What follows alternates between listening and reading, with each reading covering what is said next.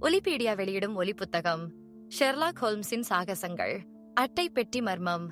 தமிழில் சோமு. குரல் வெண்பா. ஒலிப்புத்தகம் உரிமம் கிரியேட்டிவ் காமன்ஸ். எல்லோரும் கேட்கலாம், பகிரலாம். இம்மின்னூலுக்கு பங்களித்த ஃப்ரீ தமிழ் ebooks.com குழுவினருக்கு நன்றி. முன்னுரை. ஷெர்லாக் ஹோல்ம்ஸ் பற்றி தெரியாதவர்களுக்கு ஒரு சிறிய அறிமுகம். ஆங்கில எழுத்தாளர் சர் ஆர்தர் கானன் டாயல் தனது கதைகளுக்காக உருவாக்கிய கற்பனை பாத்திரம். அவர் ஒரு தனியார் உளவாளியாக சித்தரிக்கப்பட்டுள்ளார். அவரது உடன் வேலை செய்பவர் வாட்சன். அவர் ஒரு மருத்துவர். இவர்கள் இருவரும் உண்மையான மனிதர்கள் என்று எண்ணுபவர்கள் கூட இருக்கிறார்கள். ஷெர்லாக் ஹோல்ம்ஸ் தன் கூர்மையான ஆராய்ச்சி அறிவால் ஒரு விஷயத்தை அக்குவேறு ஆணிவேராக பிரித்து மேய்ந்து விடுவார். சின்ன சின்ன விஷயங்களையும் உற்று நோக்கும் பண்பு கொண்டவர். 19 மற்றும் 20ஆம் நூற்றாண்டின் இணையற்ற ஆங்கில எழுத்தாளர் சர் ஆர்தர் கானன் டாயல் என்று சொன்னால் மிகையாகாது. 1893ஆம் ஆண்டு தி ஸ்ட்ராண்ட் மேகசின் என்னும் ஆங்கில இதழில் வெளியான ஒரு சிறுகதை இது. ஒரு பெண்மணியின் வீட்டிற்கு தபாலில் வந்த மனித காதுகள் பற்றி ஹோல்ம்ஸ் விசாரிப்பது பற்றிய சிறுகதை. எனது நண்பர் ஷெர்லாக் ஹோல்ம்ஸின் குறிப்பிடத்தக்க குணங்களை எடுத்துக்காட்டும்படியான சில வழக்குகளை நான் தேர்வு செய்து கொண்டிருக்கும் போது பரபரப்பு கொஞ்சம் குறைவாகவும், அதே சமயம் அவரது திறமைகளை சற்றும் குறைத்து மதிப்பிட்டு விடாதவாறும் பார்த்துக் கொள்ளவும் முடிந்தவரை நான் முயற்சி எடுத்துக்கொண்டேன். இருந்தாலும் எதிர்பாராத விதமாக குற்றவியலில் பரபரப்பை பிரித்து எடுப்பது என்பது கிட்டத்தட்ட முற்றிலும் முடியாத காரியம். ஒரு ஆவணப்படுத்துபவர் சிக்கலான சூழலுக்கு தள்ளப்பட்டு விடுவார். அவரது கூற்றுக்கு வலு சேர்க்கும் விதமான சில விவரங்களை நீக்கிவிட்டு வழக்கை பற்றி ஒரு தவறான எண்ணத்தை விதைத்து விடலாம்.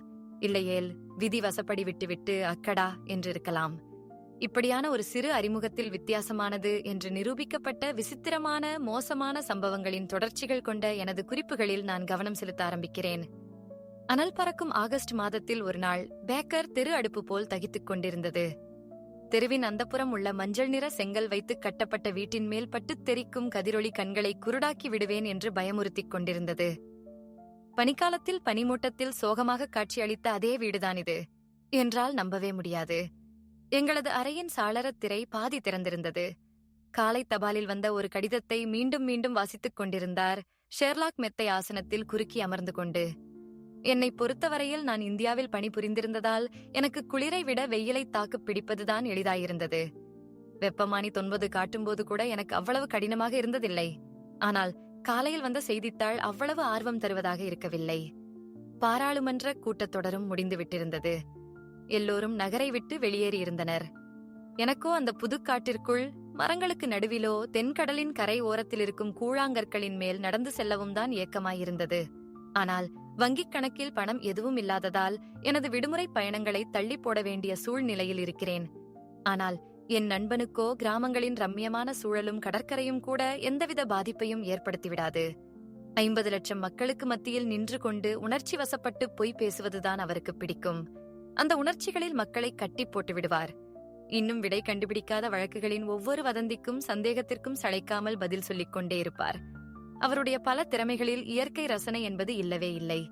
நகரத்தின் கொலைகாரர்களை கண்டுபிடிக்காத நேரத்தில் அவரது ஒரே ஒரு மாற்றுச் சிந்தனை தனது சகோதரனின் கிராமத்து வீட்டிற்கு செல்வது மட்டும்தான். உரையாடலில் நாட்டமில்லாமல் தன் வேலையில் ஹோல்ம்ஸ் மிக கவனமாயிருந்ததால் அந்த மொக்கையான செய்திகள் கொண்ட செய்தித்தாளை தூக்கி கடாசி விட்டு எனது நாற்காலியில் சாய்ந்து அமர்ந்து அதீத சிந்தனையில் ஆழ்ந்துவிட்டேன். திடீரென்று எனது நண்பர் அழைக்கும் சத்தம் என் சிந்தனையில் கேட்டது. நீங்கள் சொன்னது சரிதான் வாட்சன் என்றார் அவர். ஒரு வாக்குவாதத்தை முடித்து வைக்க மிகவும் அபத்தமான வழி போல் இருக்கிறது. அது அபத்தமாகவா இருக்கிறது என்று வாய்ப்பிழந்தேன் நான். எனது இதயத்தின் ஆழத்தில் இருக்கும் எண்ணங்களை எப்படி அவர் துல்லியமாக அளந்து விடுகிறார் என்று தோன்றியது. அதனால் நாற்காலியில் இருந்து நிமிர்ந்து உட்கார்ந்து வெறுமனே அவரையே ஆச்சரியமாய் பார்த்துக் கொண்டிருந்தேன். இதென்ன ஹோல்ம்ஸ் என்று நான் கத்தினேன். என் கற்பனைக்கே அப்பாற்பட்ட விஷயம் இது. எனது குழப்பத்தைக் கண்டு நன்றாக வாய்விட்டு சிரித்தார். உங்களுக்கு ஞாபகம் இருக்கிறதா என்றார் அவர். கொஞ்ச காலத்துக்கு முன் போவின் ஓவியங்கள் என்ற புத்தகத்தில் இருந்து ஒரு பத்தியை நான் உங்களுக்கு வாசித்துக் காட்டிய போது மெய்ப்பொருள் காணத் துடிக்கும் ஒருவர் தனது நண்பரின் எண்ண ஓட்டத்தை அறிந்து சொல்லிய போது அது அந்த ஆசிரியரின் மேதாவித்தனம் என்று சொன்னீர்கள். நானும் எப்பொழுதும் இதையேதான் செய்து கொண்டிருக்கிறேன் என்று சுட்டிக்காட்டிய போதும் நீங்கள் நம்பவில்லை. அப்படியெல்லாம் இல்லையே. அநேகமாய் உங்கள் நாக்கால் அல்ல, எனதருமை வாட்சன் அவர்களே, நிச்சயம் உங்கள் புருவங்களால். நீங்கள் உங்கள் செய்தித்தாளை தூக்கி வீசிவிட்டு சிந்தனையில் ஆழ்ந்தபோது நான் மிகவும் மகிழ்ச்சியாக அதை உங்களுக்கு வாசித்துக் காட்டினேன். ஆனால் எனக்கு இன்னும் திருப்தியாகவே இல்லை. நீங்கள் எனக்கு படித்துக் காண்பித்ததில் என்றேன் நான். தான் பார்த்துக் கொண்டிருந்த மனிதனின் செயல்களை வைத்துத்தான் அந்த தர்க்கவாதி தனது முடிவை எடுத்தார். என் நினைவு சரியாக இருந்தால் ஒரு கற்களின் குவியலில் அவர் தடுமாறினார். விண்மீன்களை பார்த்தார். இப்படியே சென்றது. ஆனால் நான் எனது நாற்காலியில் அமைதியாக அமர்ந்திருந்தேன். அதனால் நான் உங்களுக்கு என்ன விதமான குறிப்புகள் கொடுத்திருக்க முடியும்? நீங்களே உங்களை பழித்துக் கொள்கிறீர்கள். மனிதனுக்கு கொடுக்கப்பட்ட அவயங்கள் எல்லாம் அவனது உணர்ச்சிகளை எடுத்துக் கொறத்தான். உங்களதும் உங்களுக்கு சேவை செய்யும் சரியான சேவகர்கள்தான். நீங்கள் எனது எண்ண ஓட்டங்களை எனது அவயங்கள் மூலமாக கண்டு கொண்டேன் என்று சொல்ல வருகிறீர்களா? உங்களது அவயங்கள், குறிப்பிடும்படியாக கண்கள். சொல்லப்போனால் உங்களுக்கே அதை நினைவுபடுத்தி பார்க்க இயலாது அந்த கனவு எப்பொழுது ஆரம்பமானது என்று. இல்லை, என்னால் முடியாது. பின் நான் சொல்கிறேன், நீங்கள் செய்தித்தாளை தூக்கி போட்ட பின் நான் உங்களை கவனிக்க ஆரம்பித்த தருணம் அதுதான். ஒரு அரை நிமிடம் மௌனமாயிருந்தீர்கள். அதன் பின் உங்கள் கண்கள் புதிதாக சட்டமிடப்பட்ட தளபதி கார்டனின் சித்திரத்தில் லயித்தது. உங்களது முகத்தில் ஏற்பட்ட பாவங்களில் இருந்து ஒரு எண்ண ஓட்டம் ஆரம்பித்து விட்டது புரிந்தது. ஆனால் அது ரொம்ப தூரம் பயணப்படவில்லை. உங்கள் புத்தகத்தின் மேல் நின்று கொண்டிருக்கும் ஹென்றி வார்டு பீச்சருடைய சட்டமிடப்படாத சித்திரத்தின் மேல் படிச்சிட்டது. அதன் பின் நீங்கள் சுவரை பார்த்தீர்கள். அதன் பொருளும் தெரிந்ததுதான். அந்த சித்திரமும் சட்டமிடப்பட்டிருந்தால் அந்த வெற்றிடத்தில் சரியாக கார்டனுடைய சித்திரத்தோடு பொருந்தியிருக்கும் என்று நினைத்தீர்கள். நீங்கள் என்னை வெகு அற்புதமாக தொடர்ந்திருக்கிறீர்கள் என்று நான் ஆச்சரியப்பட்டேன். இதுவரைக்கும் தவறாக நான் சொல்லியிருக்க வாய்ப்பில்லை. இப்பொழுது உங்களது எண்ணங்கள் மறுபடியும் பீச்சரை நோக்கிச் சென்றது. நீங்கள் நிலை குத்திய பார்வையில் சுவரை நோக்கி பார்த்துக் கொண்டிருந்தீர்கள், அந்த கதாபாத்திரத்தின் ஒவ்வொரு அம்சங்களையும் அலசுவது போல். பின் உங்களது கண்கள் சுருக்கங்களில் இருந்து விடுபட்டன இருந்தும் தொடர்ச்சியாக பார்த்துக் கொண்டே இருந்தீர்கள். உங்களது முகமும் யோசனையில் ஆழ்ந்தது போலவே இருந்தது. பீச்சரின் வாழ்வில் நடந்த சம்பவங்களை எண்ணி பார்த்துக் கொண்டிருந்தீர்கள். எனக்கு நிச்சயம் தெரியும், வடக்கில் உள்நாட்டு கலவரம் ஏற்பட்ட போது அவர் பங்கெடுத்த பணி பற்றி யோசிக்காமல் இருந்திருக்க மாட்டீர்கள் என்று. ஏனெனில் உங்கள் முகத்தில் அப்படியொரு ஆத்மார்த்தமான கோபம், நம் மக்கள் அவ்வளவு கொந்தளிப்பான சூழலிலும் அவரை வரவேற்ற சம்பவம் கண்டு அதை நீங்கள் வெகு வன்மையாக எடுத்துக் கொண்டிருக்கிறீர்கள். அதனால் பீச்சரை எண்ணும்போது அதை நினைக்காமல் இருந்திருக்க வாய்ப்பு இல்லை. ஒரு சில நொடிகள் உங்கள் முகம் அந்த சித்திரத்தை விட்டு நீங்கும்போது உங்கள் மனம் மீண்டும் உள்நாட்டுக் கலவரத்தை எண்ண ஆரம்பித்து விட்டது. அதன் பின் உங்களது உதடுகள் மடிந்ததை கவனித்தேன். உங்கள் கண்கள் ஒளி வீசின, உங்கள் கைகள் இறுகின. அப்பொழுது நீங்கள் கலவரத்தில் இருபுறமும் தங்கள் வீரத்தை பறைசாற்றிய தருணங்களைத்தான் நினைத்தீர்கள் என்று உறுதியாக என்னால் சொல்ல முடியும். அதன் பின்னும் உங்கள் முகம் சோகமானது. உங்கள் தலையை நீங்கள் ஆட்டினீர்கள். சோகங்கள், பயங்கரங்கள், வீணடிக்கப்பட்ட உயிர்கள் பற்றியும் நீங்கள் நினைக்க ஆரம்பித்தீர்கள். உங்களது கை தன்னை அறியாமலேயே உங்களது பழைய காயத்தை தடவிக் கொடுத்தது. அப்பொழுது உங்கள் இதழ்களில் புன்சிரிப்பு. உங்கள் மனதில் விதைவிட்ட சர்வேதேச கேள்விகளை சமாளிக்கும் முறை பற்றிய உங்களது நம்ப முடியாத பக்கத்தை அது காட்டியது. அது அபத்தமானது என்று இந்த இடத்தில் நான் உங்களுடன் ஒத்துப்போகிறேன். ஆனால் எனது அனுமானங்கள் அனைத்தும் சரிதான் என்பது கண்டு எனக்கு மகிழ்ச்சியே. நிச்சயமாக என்றேன் நான். நீங்கள் இவ்வளவு தூரம் விளக்கிய பின் நான் ஒன்றை ஒத்துக்கொள்ளத்தான் வேண்டும். நான் முன்போலவே இப்பொழுதும் அதே ஆச்சரியத்துடனே இருக்கிறேன். அது மிகவும் மேலோட்டமானது, எனதருமை வாட்சன் அவர்களே. நிச்சயம். உங்களை நான் இடைமறித்திருக்கக் கூடாது, நீங்கள் அன்றொரு நாள் அவநம்பிக்கை கொண்ட போது. ஆனால் இப்பொழுது என் கைகளில் இந்த எண்ணங்கள் படிக்கும் சிறு கட்டுரையை விட இன்னொரு விடை காண கடினமான சிறு பிரச்சனை இருக்கிறது. செய்தித்தாளில் வந்த செய்தியை நீங்கள் படித்தீர்களா? குறுக்குத்தெரு கிரைடனில் வசிக்கும் செல்வி கஷிங் அவர்களுக்கு தபாலில் வந்த வினோதமான பொருட்கள் பற்றிய செய்தி பற்றியது. இல்லை, நான் எதையும் பார்க்கவில்லை. அப்படியென்றால் நீங்கள் அதற்கு முக்கியத்துவம் கொடுக்கவில்லை. அதை அப்படியே என்னிடம் தூக்கி எறியுங்கள். இதோ இங்கிருக்கிறது, பொருளாதார பக்கத்தில். நீங்கள்தான் சத்தம் போட்டு வாசிப்பதற்கு சரியானவர். என்னிடமே மீண்டும் எறியப்பட்ட அந்த செய்தித்தாளை நான் கைகளில் எடுத்தேன். அவர் சொன்ன பத்தியை படித்தேன். அதன் தலைப்பு ஒரு கோரமான பொட்டலம் என்றிருந்தது. குறுக்குத்தெரு கிரைடனில் வசிக்கும் செல்வி கஷிங் அவர்கள் வினோதமான பழிவாங்கல் முறையாக நடைமுறை காலித்தனத்திற்கு பலியாகி இருக்கிறார் என்றே எண்ண வேண்டியிருக்கிறது.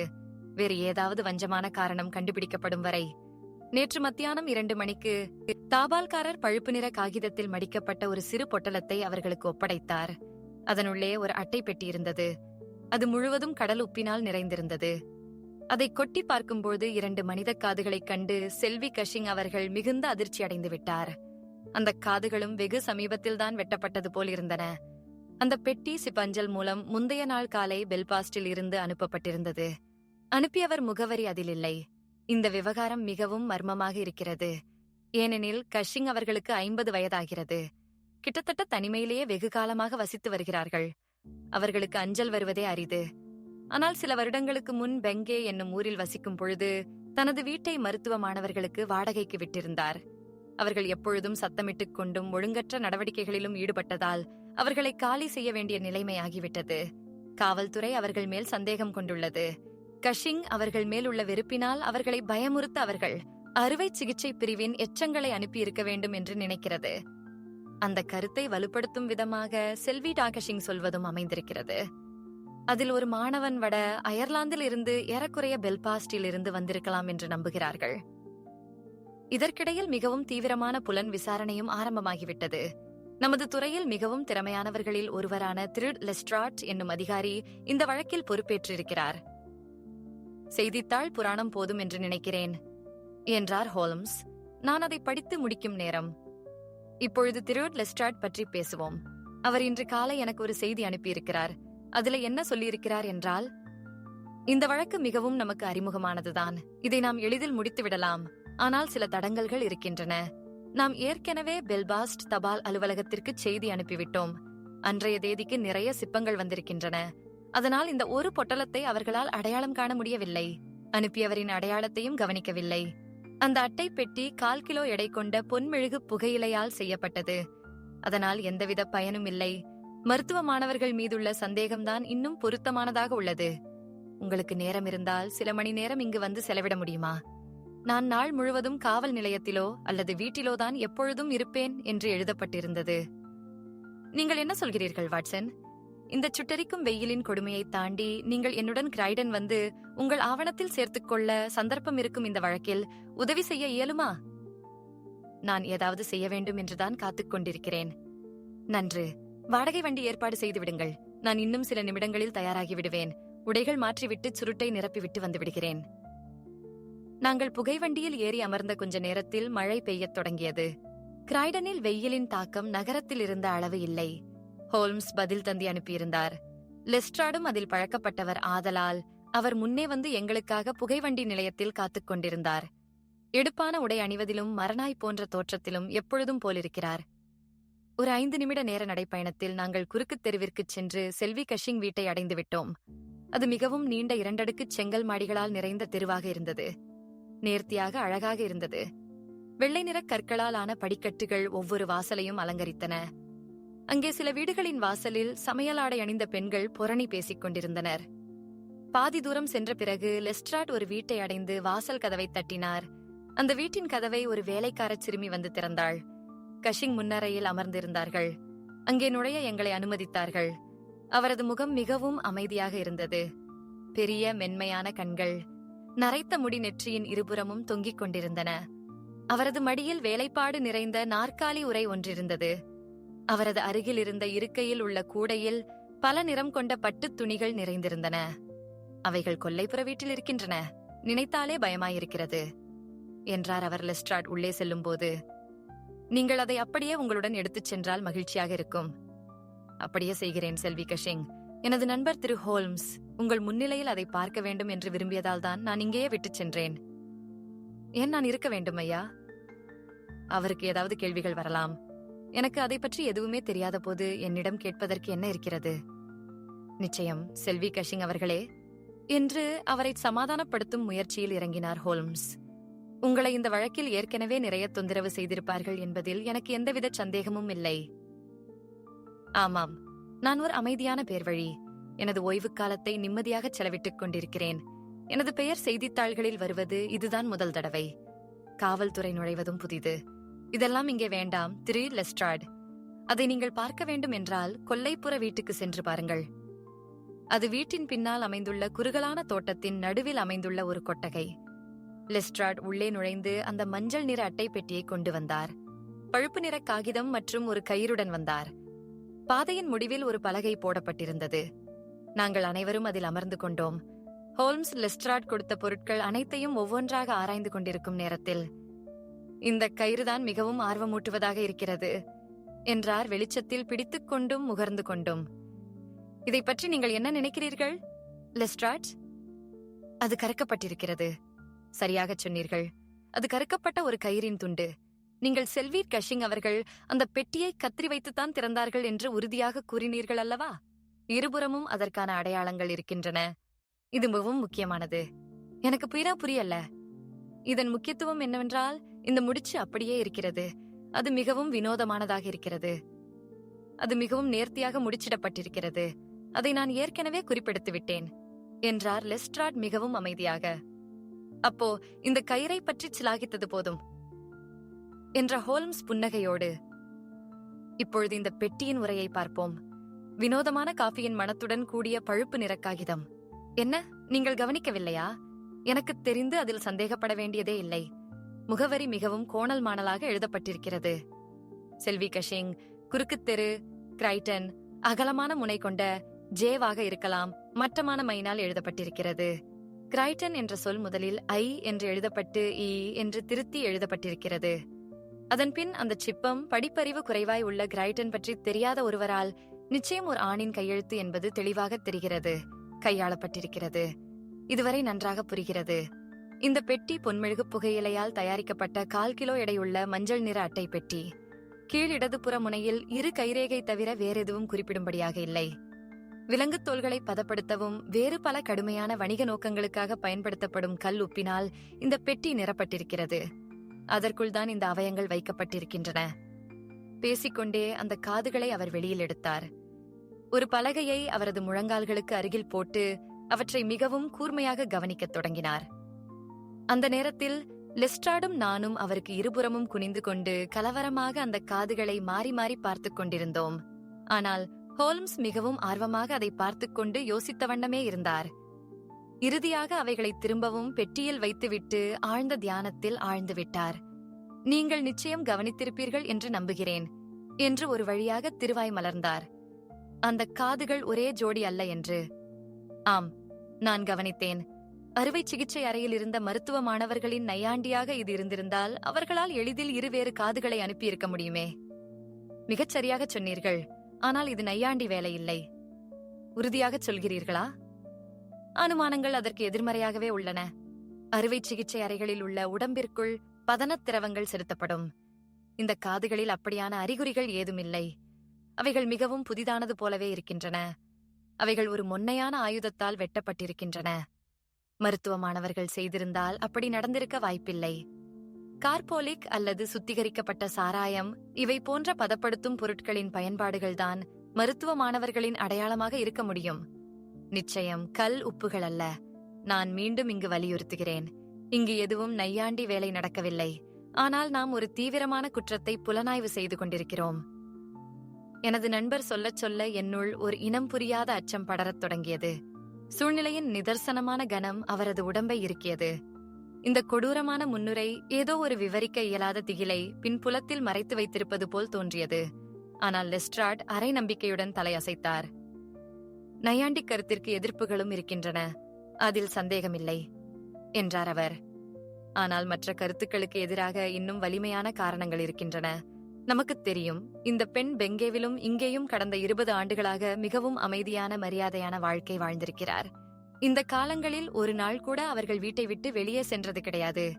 அப்படி இருக்கையில் என்ன காரணத்துக்காக ஒரு குற்றவாளி தனது குற்றச் செயலின் சாட்சியங்களை இந்த பெண்ணுக்கு அனுப்ப வேண்டும்? ஒருவேளை அந்த பெண் ஒரு மிக பெரும் நடிகையாக இல்லாமல் இருந்தால் நம்மைப் போலவே அவர்களுக்கும் எதுவும் தெரிந்திருக்க வாய்ப்பே இல்லை. அந்த பிரச்சனையைத்தான் நாம் தீர்க்க வேண்டும் என்று ஹோல்ம்ஸ் பதில் அளித்தார். என்னை பொறுத்தவரை நான் அனுமானித்தது சரி என்ற நோக்கிலேயே நான் பயணிக்கப் போகிறேன். இரட்டை கொலை நடந்திருக்கிறது என்று. ஒரு காது ஒரு சிறிய உருவம் கொண்ட அழகான காது குத்திய பெண்ணினுடையது, இன்னொன்று ஒரு ஆணினுடையது. வெயிலால் கருத்த நிறம் மங்கிய அதுவும் காது குத்தப்பட்டது. இந்த இருவரும் அநேகமாக இறந்திருக்க வேண்டும். இல்லையால் அவர்களை பற்றிய கதையை நாம் இந்நேரம் கேட்டிருப்போம். இன்று வெள்ளிக்கிழமை. இந்த பொட்டலம் வியாழன் காலை அனுப்பப்பட்டது. இந்த பயங்கரம் புதன் அல்லது செவ்வாயன்று அல்லது அதற்கு முன்பாக நடந்திருக்க வேண்டும்.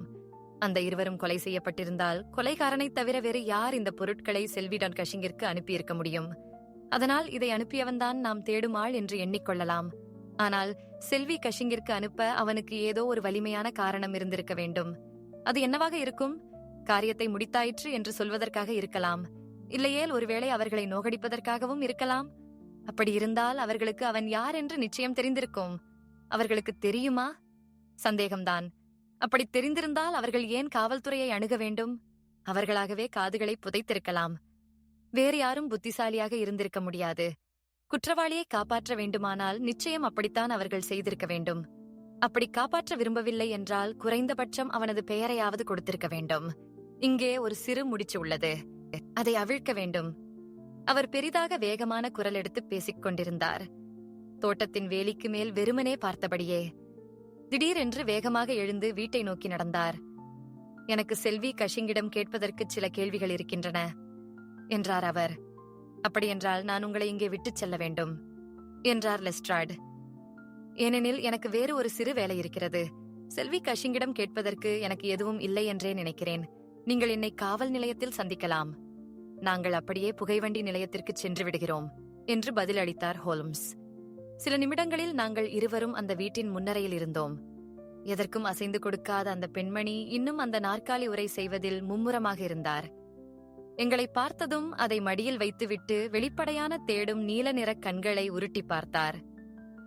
எனக்கு இப்பொழுது தெளிவாகிவிட்டது என்றார் அந்த பெண். இது நிச்சயம் தவறுதலாக எனக்கு அனுப்பப்பட்டிருக்கிறது. இதையே நான் பலமுறை அந்த ஸ்காட்லாந்து யார்டில் இருந்து வந்த ஆளிடம் சொல்லியிருக்கிறேன். ஆனால் அவர் வெறுமனே சிரிக்கிறார். எனக்கு தெரிந்த வரையில் இந்த உலகில் யாரும் எனக்கு எதிரி இல்லை. பின் யார் இப்படி ஒரு தந்திரத்தை எனக்கு செய்வார்கள்? எனக்கும் அப்படிதான் தோன்றுகிறது. செல்வி கஷிங் என்றார் ஹோல்ம்ஸ் அவருக்கு முன் ஒரு ஆசனத்தில் அமர்ந்தபடியே. நான் என்ன நினைக்கிறேன் என்றால் இது இப்படி இருக்க சாத்தியக்கூறுகள் என்று சொல்லி ஒரு இடைவெளி விட்டார். எனக்கு மிகவும் ஆச்சரியமாக இருந்தது. அவர் அந்த பெண்ணை எடை போடும்படியான ஒரே நோக்கத்துடன் பார்த்துக் கொண்டிருப்பதைக் கண்டு. அவரது ஆர்வமான முகத்தை பார்க்கும் பொழுது அங்கே ஆச்சரியமும் திருப்தியும் ஒரு சேர கண்டேன். அந்த பெண் சுற்றி பார்த்துவிட்டு அவர் அமைதியான காரணத்தை கண்டவுடன் அவர்களும் அமைதியாகிவிட்டார். நான் மிகவும் அழுத்தமாக பார்த்தேன். அந்த பெண்ணின் தட்டையான நரைத்த முடி, நேர்த்தியான தொப்பி முலாம் பூசிய காது வளையம், அமைதியான முகம் அனைத்தும் எனக்கு அவர் அதிசயித்தது போல் எதுவும் தோன்றவில்லை. ஒன்றிரண்டு கேள்விகள் எனக்கு இருக்கின்றன. ஓ, கேள்விகள் என்னை மிகவும் களைப்படைய வைக்கின்றன என்று பொறுமையில்லாமல் கத்தினாள் அந்த பெண். உங்களுக்கு 2 சகோதரிகள் இருக்கிறார்கள் என்று நினைக்கிறேன்.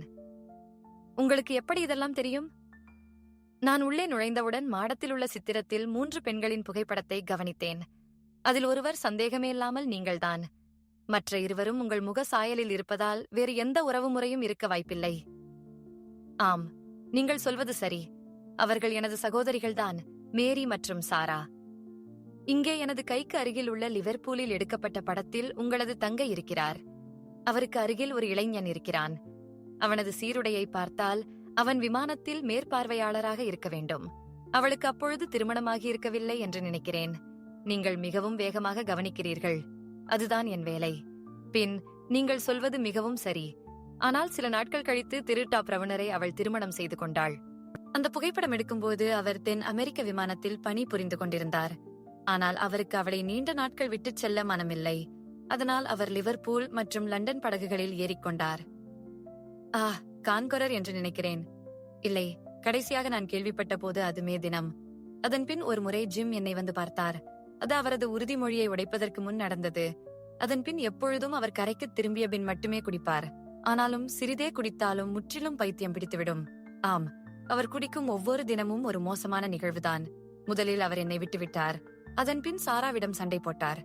மேரியும் அவருக்கு எழுதுவதை விட்டுவிட்டதால் அவர்களுக்குள் என்ன நடக்கிறது என்பதே தெரியாது. மனதிற்குள் பூட்டி வைத்திருந்த சோகங்களை எல்லாம் கொட்டிவிட்டார் என்பது போலவே தோன்றியது. தனியாக இருக்கும் அனைத்து மனிதர்கள் போலவே செல்வி கஷிங்கும் முதலில் கூச்ச சுபாவத்துடனே இருந்தார். ஆனால் இப்பொழுது கட்டுப்படுத்த முடியாத அளவு பேச ஆரம்பித்து விட்டார். மேற்பார்வையாளராக இருக்கும் அவரது மச்சினர் பற்றி நிறைய தகவல்கள் சொன்னார். அதன்பின் பேச்சு அவரது வீட்டில் குடியிருந்த பழைய வாடகைக்காரர்கள், மருத்துவ மாணவர்கள், அவர்களது நீண்ட நாள் வாடகை பாக்கிகள், அவர்களது மருத்துவமனைகள் பெயர்கள் பற்றி நீண்டது. ஹோல்ம்ஸ் அனைத்தையும் வெகு ஆர்வமாக கவனித்தார். அவ்வப்போது கேள்விகள் கேட்டுக்கொண்டே, உங்களது 2வது தங்கை சாரா என்றார் ஹோல்ம்ஸ்.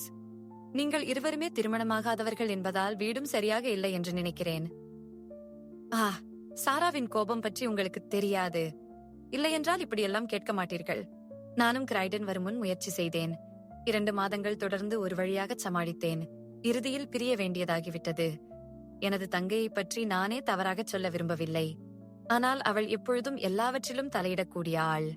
மேலும் அவளை யாரும் எளிதில் திருப்திப்படுத்திவிட முடியாது. அதுதான் சாரா. உங்களது லிவர்பூல் சொந்தங்களிடம் அவள் சண்டையிட்டாள் என்று சொல்லியிருந்தீர்கள். ஆம், அவர்கள் மிகவும் பாசமாகத்தான் இருந்தார்கள் ஒரு காலத்தில். அவர்களுடன் இருக்க வேண்டும் என்பதற்காகவே அவர்கள் அருகில் வீடு எடுத்து தங்கினாள். ஆனால் இப்பொழுது ஜிம் பிரவுனர் மேல் காட்டுக்கோபத்தில் இருக்கிறாள். இங்கு இருந்த 6 மாதங்களும் அவரது குடிபற்றிய பேச்சுக்களையே அதிகம் பேசிக் கொண்டிருந்தாள். அவள் அவரது வாழ்க்கையில் தலையிட்டதால் தனது புத்தியை காண்பித்து விட்டிருப்பார். அப்படித்தான் பிரச்சனை ஆரம்பித்திருக்கும். நன்றி, செல்வி கஷிங் என்றபடியே எழுந்தார். குனிந்து வணக்கம் தெரிவித்தார். உங்களது தங்கை சாரா புதுத்தெரு வில்லிங்டன் என்னும் முகவரியில் இருக்கிறார் என்று நீங்கள் சொன்னீர்கள் என்று நினைக்கிறேன். உங்களுக்கு சம்பந்தமில்லாத ஒரு வழக்கில் இவ்வளவு தொந்தரவு கொடுத்ததற்கு நான் மிகவும் வருந்துகிறேன். நீங்கள் சொன்னது போல் உங்களுக்கு இதில் எந்தவித சம்பந்தமும் இல்லை. நாங்கள் வெளியே வந்தவுடன் ஒரு வாடகை வண்டி எங்களை கடந்து சென்றது. ஹோல்ம்ஸ் அதை அழைத்தார். வில்லிங்டன் எவ்வளவு தூரம் என்று கேட்டார். 1 மைல்தான் இருக்கும். மிக்க நன்றி. வாட்சன், ஏறிக்கொள்ளுங்கள். இரும்பு செந்நிறமாக இருக்கும்போதே அடிக்க வேண்டும். அவ்வளவு எளிதாக இந்த வழக்கு இருக்க 1-2 விஷயங்கள் மிகவும் சுவாரஸ்யமாக இருக்கின்றன. போகும் வழியில் ஏதாவது ஒரு தந்தி அலுவலகத்தில் நில்லுங்கள் ஓட்டுநரே. ஹோல்ம்ஸ் ஒரு சிறிய தந்தி அனுப்பினார். அதன் பின் பெரும்பாலும் வண்டியில் சாய்ந்து அமர்ந்து கொண்டார். தொப்பியை மூக்கு வரை சாய்த்து வெயில் முகத்தில் படாதவாறு. எங்களது வண்டி ஓட்டுநர் இப்பொழுது நாங்கள் கண்டது போல் இல்லாமல் ஒரு புதுவிதமான வீட்டின் முன் நிறுத்தினார். எனது நண்பர் அவரை காத்திருக்குமாறு சொன்னார். அவரது கைகள் கதவில் இருந்தன. கதவு திறந்தவுடன் ஒரு இளைஞன் நன்றாக பளபளக்கும் தொப்பி அணிந்து வாசலில் நின்றிருந்தான். செல்வி கஷிங் வீட்டில் இருக்கிறார்களா என்று கேட்டார். செல்வி சாரா கஷிங் மிகவும் உடல்நிலை சரியில்லாமல் இருக்கிறார் என்றான் அவன். மூளையில் மிகுந்த பாதிப்பு உண்டானதால் நேற்றிலிருந்து துன்பப்படுகிறார். அவரது மருத்துவ ஆலோசகராக இருக்கும் நான் யாரையும் உள்ளே அனுமதிக்க இயலாது. இன்னும் 10 நாட்கள் கழித்து மீண்டும் வந்து பாருங்கள் என்று சொல்லிவிட்டு அவனது கையுறைகளை அணிந்து கொண்டு கதவை பூட்டி தெருவில் இறங்கி நடக்க ஆரம்பித்து விட்டான். நம்மால் முடியவில்லை என்றால் நிச்சயம் முடியாதுதான் என்று ஹோல்ம்ஸ் மகிழ்ச்சியாக சொன்னார். அவர்கள் இயலாமல் இருந்திருக்கலாம், இல்லையேல் இவ்வளவு தூரம் சொல்லியிருக்க முடியாது. அவர்கள் என்னிடம் எதுவும் சொல்ல வேண்டும் என்று நான் விரும்பவில்லை. நான் அவர்களை கவனிக்கவே விரும்புகிறேன். இருந்தாலும் எனக்கு தேவையான எல்லாம் கிடைத்துவிட்டது. ஒரு நல்ல விடுதியாக பார்த்து நிறுத்துங்கள் ஓட்டுநர். அங்கே மதிய உணவு முடித்துவிட்டு நமது நண்பர் திர்டோ லெஸ்ட்ராடை காவல் நிலையத்தில் சந்திக்க வேண்டும். நாங்கள் அருமையான சாப்பாடு சாப்பிட்டோம். அப்பொழுது ஹோல்ம்ஸ் வயலின் தவிர்த்து வேறெதுவும் பேசவில்லை. மிகுந்த உற்சாகத்தோடு குறைந்தபட்சம் 500 கினியாக்கள் மதிப்புள்ள ஸ்ட்ராடிவாரியஸ் வயலினைத்தான் 55 ஷில்லிங் கொடுத்து டாட்டன்ஹாம் நீதிமன்ற சாலையில் உள்ள யூத ஏலக்கடையில் வாங்கியது பற்றி விலாவாரியாக விவரிக்க ஆரம்பித்தார். அங்கிருந்து பகனினி பற்றி பேச்சு சென்றது. கிளாரெட் என்னும் மதுவினை குடித்தபடி அந்த மாமனிதன் சொன்ன ஒவ்வொரு துணுக்குகள் பற்றியும் அடுக்கிக் கொண்டே இருந்தார். மத்தியான வேளை வெயிலின் தாக்கம் குறைந்து இதமாக இருந்தது. நாங்கள் காவல் நிலையம் சென்று சேரும் நேரம். லெஸ்ட்ராட் எங்களுக்காக வாசலிலேயே காத்திருந்தார். உங்களுக்கு ஒரு தந்தி, திரு ஹோல்ம்ஸ் என்றார் அவர். ஹா, அதுதான் நமது பதில். அதை கிழித்து அதில் உள்ள வாசகங்களை படித்து முடித்துவிட்டு கசக்கி தன் சட்டையில் வைத்துக் கொண்டார். அது இருக்கட்டும் என்றார் அவர். நீங்கள் எதுவும் கண்டுபிடித்தீர்களா? நான் எல்லாவற்றையும் கண்டுபிடித்து விட்டேன். என்ன? லெஸ்ட்ராட் மிகவும் ஆச்சரியத்தோடு அவரை பார்த்தார். நீங்கள் நக்கல் பண்ணுகிறீர்கள். இதைவிட நான் என் வாழ்வில் தீவிரமாக இருந்ததில்லை. ஒரு மிக மோசமான குற்றம் நடத்தப்பட்டிருக்கிறது. அதன் எல்லா விவரங்களும் எனக்கு புரிந்துவிட்டது. அப்போ அதை செய்த குற்றவாளி ஹோல்ம்ஸ் ஏதோ ஒன்றை ஒரு சிறு காகிதத்தில் எழுதி அவரிடம் எறிந்தார். அதுதான் அவன் பெயர் என்றார் அவர். நாளை இரவுக்கு முன் அவரை கைது செய்யவும் முடியாது. இந்த வழக்கு சம்பந்தமாக என் பெயரை எங்கேயும் தெரிவிக்க வேண்டாம் என்று நான் கேட்டுக்கொள்கிறேன். ஏதாவது கொஞ்சமாவது சிரமமில்லாத வழக்கில் என் பெயர் வருவது எனக்கு பிடிக்கவில்லை. வாருங்கள் வாட்சன். நாங்கள் இருவரும் வெளியே சென்று விட்டோம். லெஸ்ட்ராட் முகமலர்ச்சியோடு அந்த காகிதத்தையே பார்த்துக் கொண்டிருந்தார். இந்த வழக்கு என்று சொல்ல ஆரம்பித்தார் ஹோல்ம்ஸ் பேக்கர். தெருவில் உள்ள எங்கள் வீட்டிற்கு சென்று பல சுருட்டுகளுக்கு நடுவில் சிவப்பு நிறத்தில் ஒரு ஆய்வு, 4 குறியீடு என்ற பெயர்களில் நீங்கள் ஆவணப்படுத்தியிருந்த புலனாய்வுகளில் ஒன்றில் விளைவுகளிலிருந்து காரணத்திற்கு பின்னோக்கி செல்ல வேண்டியிருந்தது. இப்பொழுது தேவைப்படும் விவரங்களை கேட்டு நான் லெஸ்ட்ராடிக்கு எழுதியிருக்கிறேன். அந்த விவரங்கள் அவருக்கு அந்த மனிதன் கிடைத்த பின்தான் தெரியும். அது அவர் நிச்சயம் செய்வார் என்று நம்பலாம். ஒரு காளை நாயைப் போல் அவர் மிகவும் உறுதியோடு இருப்பார். அவர்தான் செய்ய வேண்டிய காரியம் என்னவென்று புரிந்தவுடனே. அந்த சுபாவம்தான் ஸ்காட்லாந்து யார்டில் இவ்வளவு உயரத்தில் கொண்டு வந்து விட்டிருக்கிறது. ஆக உங்கள் வழக்கு இன்னும் முடியவில்லை என்று நான் கேட்டேன். முக்கியமான விஷயங்களை பொறுத்தவரையில் முடிந்துவிட்டது. கலகத்திற்கு பின்னால் இருக்கும் ஆள் யார் என்று தெரிந்துவிட்டது. பாதிக்கப்பட்ட ஒருவர் யார் என்றுதான் தெரியவில்லை. அதேவேளை நீங்களும் அனுமானம் செய்திருப்பீர்கள் தானே? லிவர்பூல் படகில் வேலை செய்யும் ஜிம் பிரவுனர் தான் நீங்கள் சந்தேகப்படும் ஆள் என்று நான் நினைக்கிறேன். ஓ, அது சந்தேகத்திற்கு அப்பாற்பட்டது. ஆனால் என் கண்களுக்கு துல்லியமாக எதுவும் தெரியவில்லை. அதற்கும் மாறாக என் மனதிற்கு இதைவிட துல்லியமாக இருந்திருக்காது. முக்கியமான சில விஷயங்களை நான் மீண்டும் சொல்கிறேன். இந்த வழக்கை ஒன்றுமே தெரியாமல் தான் நாம் அணுகினோம். அது எப்பொழுதுமே நமக்கு அனுகூலம்தான். நாம் அனைத்தையும் கவனிக்கவே சென்றோம். அதிலிருந்து நமது முடிவுகளை எடுத்தோம். நாம் முதலில் என்ன பார்த்தோம்? மிகவும் அமைதியான, மதிக்கத்தக்க ஒரு பெண்மணி. அவருக்கு எந்தவிதமான மர்மங்களும் தெரிந்திருக்கவில்லை. அதன்பின் ஒரு புகைப்படத்தில் இருந்து அவரது 2 சகோதரிகள் பற்றி தெரிந்தது. அதிலிருந்து உடனே எனக்கு புரிந்துவிட்டது, அவர்கள் இருவரில் ஒருவருக்குத்தான் அந்த பெட்டி என்பது. அதை மெதுவாக நமது ஓய்வு நேரத்தில் ஆராய்ந்து கொள்ளலாம், அல்லது அது பொய்யாகவும் போகலாம். அதன்பின் தோட்டத்திற்குச் சென்றோம். அங்கு மஞ்சள் நிற பெட்டியில் இருந்த ஒரேவித பொருட்களை நாம் பார்த்தோம். அந்த கயிறின் தரம் கப்பல்களில் பயன்படுத்தப்படும் தரத்தில் இருந்தது. நமது புலனாய்வில் சாட்டையடி போல் கடல் பற்றிய ஒரு குறிப்பு சட்டென்று வந்தது. அந்த முடிச்சு கப்பல்களில் பயன்படுத்துவது போல் இருந்தது. துறைமுகத்தில் அந்த தபால் அனுப்பப்பட்டிருக்கிறது. ஆணியின் காது குத்தப்பட்டிருந்தது. அது கடலில் பயணப்படும் மனிதர்களிடம் பிரபலமானது. அதனால் இதில் சம்பந்தப்பட்ட அனைவரும் கடல் பயணம் செய்பவர்கள் என்று புரிந்துவிட்டது.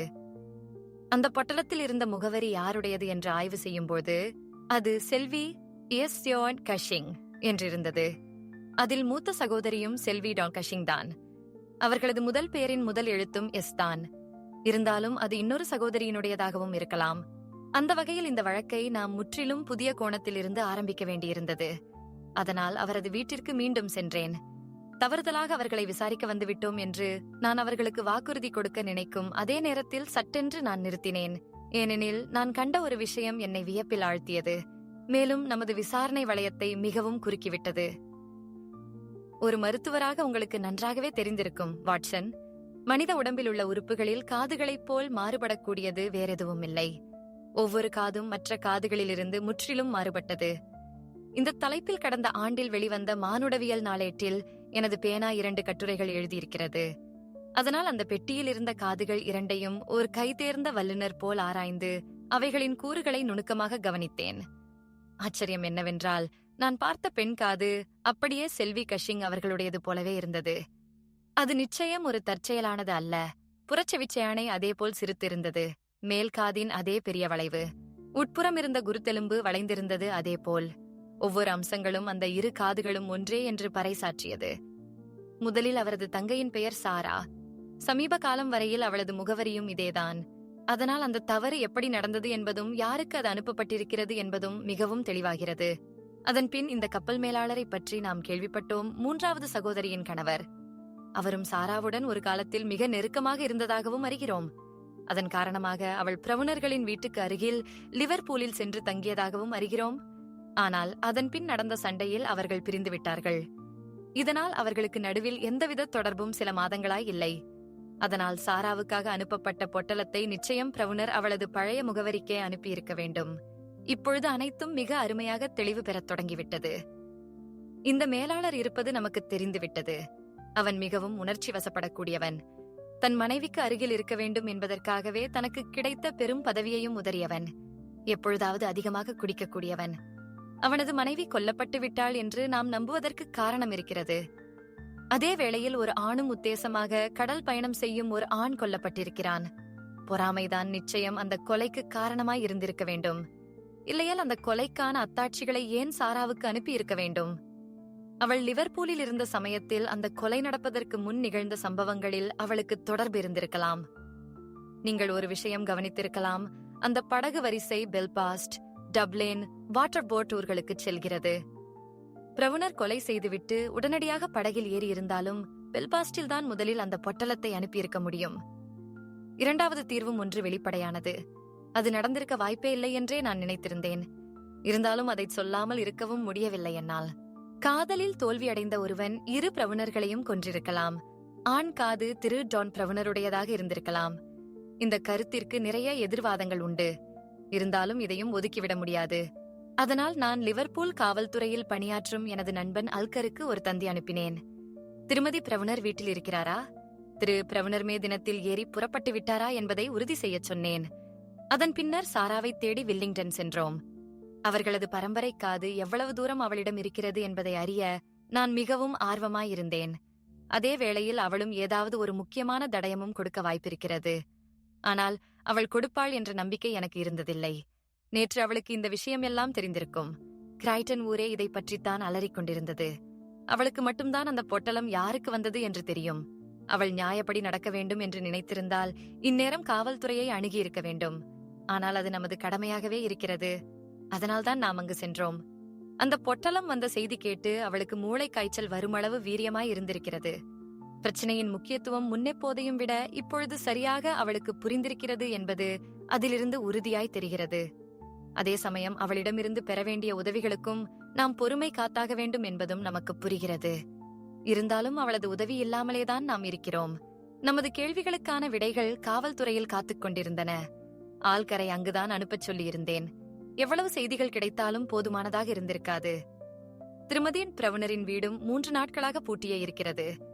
அவரது அண்டை வீட்டுக்காரர்கள் தெற்கில் அவரது சொந்த பந்தங்களை பார்க்க அவர் சென்றிருக்கிறார் என்று சொல்கிறார்கள். மே தினத்தில்தான் திருவன் பிரவுனர் ஏறிச் சென்றிருக்கிறார் என்று துறைமுக அலுவலகங்களில் உறுதிப்படுத்தியிருக்கிறார்கள். அதனால இரவுக்குள் டேம்ஸ் வந்துவிடும். அவர் வந்தவுடன் அவரை வரவேற்க பருமனான மற்றும் உறுதியான லெஸ்ட்ராட் காத்துக் கொண்டிருப்பார். அதன் பின் கோடிட்ட இடங்கள் எல்லாம் நிரப்பப்பட்டுவிடும் என்று நான் நம்புகிறேன். ஷெர்லாக் ஹோல்ம்ஸின் எதிர்பார்ப்புகள் பொய்த்துவிடவில்லை. 2 நாள் கழித்து ஒரு கனமான கடிதம் வந்து சேர்ந்தது. அதில் துப்பறிவாளரின் சிறு குறிப்பும் மிக நீண்ட பல பக்கங்கள் கொண்ட அச்சிட்ட கடிதமும் இருந்தன. லெஸ்ட்ராட் அனைத்தையும் கண்டுபிடித்து விட்டார் என்று ஹோல்ம்ஸ் என்னை பார்த்தார். அவர் சொல்வதை நீங்கள் கேட்டால் உங்களுக்கு பிடிக்கலாம். எனதருமை ஹோல்ம்ஸ், நமது கோட்பாடுகளை சோதனை செய்வதற்கு நாம் வகுத்த திட்டங்களின்படி நாம் என்று சொன்னது சரிதானே? வாட்சன், ஆல்பர்ட் துறைமுகத்திற்கு நேற்று காலை 6 மணிக்கு சென்றிருந்தேன். லிவர்பூல், டப்ளின் மற்றும் லண்டன் நீராவி சிப்ப நிறுவனத்திற்கு சொந்தமான மே தினம் என்ற கப்பலில் ஏறினேன். விசாரித்ததில் ஜேம்ஸ் பிரவுனர் என்ற பெயரில் ஒரு மேலாளர் பணிபுரிவது தெரிந்தது. அவர் பணியிடத்தில் மோசமாக நடந்து கொண்டதால் மீகாமன் அவரை பணியிலிருந்து தற்காலிகமாக நீக்கியிருக்கிறார் என்பதையும் அறிந்தேன். அவரது அறைக்குச் சென்றபோது அவர் ஒரு பெட்டியின் மேல் கை வைத்து அதன் மேல் தன் தலையை வைத்து அமர்ந்திருந்தார். மெதுவாக தன் உடம்பை இங்கும் அங்கும் ஆட்டிக்கொண்டிருந்தார். அவர் நல்ல பருமனான வலிமையான ஆள். நேர்த்தியாக முடியை மழித்திருந்தார். நல்ல கருப்பாக இருந்தார். நமக்கு போலீஸ் சலவை விஷயத்தில் உதவிய ஆல்ரிட்ஜ் போல. நான் உள்ளே வந்தது தெரிந்ததும் சட்டென அதிர்ந்தான். நான் எனது வாயில் தயாராக ஊதல் வைத்திருந்தேன். தேவை என்றால் ஆற்றில் இருக்கும் காவல்துறை நண்பர்களை அழைக்க வசதியாய். அவர்களும் கூப்பிட்டு தூரத்திலே இருந்தார்கள். இருந்தாலும் அவனுக்கு மனது விட்டு போய்விட்டதென்று நினைக்கிறேன். அவன் தன் கைகளை மெதுவாக விலங்கிடுமாறு நீட்டினான். நாங்கள் அவனை காவல் நிலையத்துக்கு அழைத்து வந்தோம், அவனது பெட்டியுடன் ஏதாவது தடயங்கள் இருக்கும் என்ற நம்பிக்கையில். மாலுமிகள் பயன்படுத்தும் பெரிய கூர்மையான கத்தி ஒன்று தவிர வேறு ஒன்றும் எங்களுக்கு கிடைக்கவில்லை, துரதிருஷ்டவசமாக. இருந்தாலும் எங்களுக்கு தடயங்கள் தேவைப்படவில்லை. ஏனெனில் அவன் காவல் நிலையம் வந்தவுடன் தனது வாக்குமூலத்தை காவல் மேலாளர் முன் சொல்ல வேண்டும் என்று சொன்னான். அவன் சொன்னபடியே வாக்குமூலம் பெறப்பட்டது, நமது சுருக்கெழுத்து வல்லுநர் மூலம். அதை 3 பிரதி எடுத்து ஒன்றை உங்களுக்கு அனுப்பியிருக்கிறேன். இத்துடன் இந்த விவகாரம் மிகவும் எளிதான ஒன்றுதான், நாம் முன்பே நினைத்தது போல. நீங்கள் இதில் உதவியதற்கு மிகவும் நன்றி. அன்புடன், உங்கள் உண்மையுள்ள ஜி. லெஸ்ட்ராட். இந்த புலனாய்வே மிகவும் எளிதானது என்றார் ஹோல்ம்ஸ். ஆனால் நம்மை அழைத்த போதே அவருக்கு இது தோன்றியிருக்க வாய்ப்பில்லை. இருந்தாலும் ஜிம் பிரவுனர் என்ன சொல்கிறார் என்று நாம் பார்ப்போம். இதுதான் ஆய்வாளர் மாண்ட்காமரி முன் அவன் கொடுத்த வாக்கு மூலம் ஷார்ட்வெல் காவல் நிலையத்தில். வார்த்தைக்கு வார்த்தை இருப்பதால் கொஞ்சம் எளிதாக இருக்கும் நமக்கு. எனக்கு ஏதாவது சொல்ல வேண்டி இருக்கிறதா? ஆம், நிறையவே இருக்கிறது. அதையெல்லாம் சொன்னால்தான் எனக்கு நிம்மதி. நீங்கள் என்னை தூக்கிலிடலாம், இல்லையேல் விட்டுவிடலாம். எதை பற்றியும் எனக்கு கவலை இல்லை. நான் அந்த காரியத்தை செய்ததில் இருந்து ஒரு நொடி கூட தூங்கவே இல்லை. இனிமேலும் என் உயிர் உள்ளவரை என்னால் உறங்க முடியுமா என்று கூட தெரியவில்லை. சில நேரம் அவனது முகம், பல நேரம் அவளது முகம், ஏதாவது ஒன்று என் முன்னே நிழலாடிக்கொண்டே இருக்கிறது. அவன் முகம் சுருங்கி கருப்பாயிருக்கிறது. அவளது முகத்தில் ஆச்சரியம் போல் இருக்கிறது. அந்த வெள்ளாடு அவள் மிகவும் ஆச்சரியமடைந்திருக்க வேண்டும். அவள் அவனது முகத்தில் காதல் என்று நினைத்திருந்த அந்த மரண ரேகை கண்டு. ஆனால் அது அனைத்தும் சாராவின் தவறுதான். பாதிக்கப்பட்ட ஒரு மனிதனின் சாபத்தால் அவளது நாளங்களில் ஓடும் குருதி நாறிப் போகட்டும். இதையெல்லாம் சொல்வதால் நான் என்னை குற்றத்திலிருந்து விடுவித்துக் கொள்ள நினைக்கிறேன் என்று நீங்கள் எண்ண வேண்டாம். நான் மீண்டும் குடிக்க ஆரம்பித்து விட்டேன், ஒரு விலங்கு போல. இருந்தும் என்னை அவள் மன்னித்திருப்பாள். அவள் என்னிடம் ஒட்டியிருப்பாள். அந்த பெண் எங்கள் வாழ்க்கையில் நுழையாமல் இருந்திருந்தாள். சாரா என்னை காதலித்ததுதான் பிரச்சனையின் ஆணிவேர். அவளது காதல் ஒரு விஷம் போல் மாறும் வரை என்னை காதலித்தாள். நான் அவளது உடலையும் மனதையும் தவிர்த்து எனது மனைவியின் காலடித்தடம் பற்றி யோசிக்கிறேன் என்று அவள் நினைத்தாள். மொத்தம் 3 சகோதரிகள் இருந்தார்கள். அதில் மூத்தவர் நல்ல பெண்மணி.